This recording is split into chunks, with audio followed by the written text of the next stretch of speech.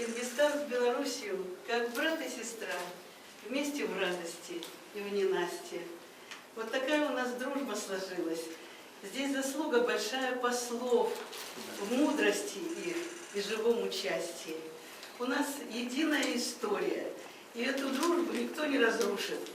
И эту дружбу нашу укрепляют и хранят тех солдат, которые не вернулись с той жестокой войны, их души.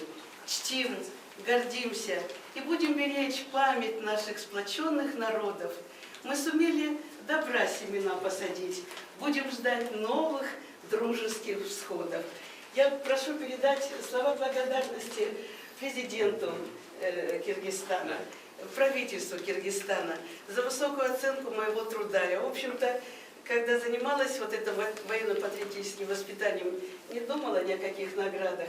Это наша общая задача – сохранить мир, дружбу. Особенно это актуально вот в сегодняшнем мире, когда полыхают кругом ненастья и войны. Да.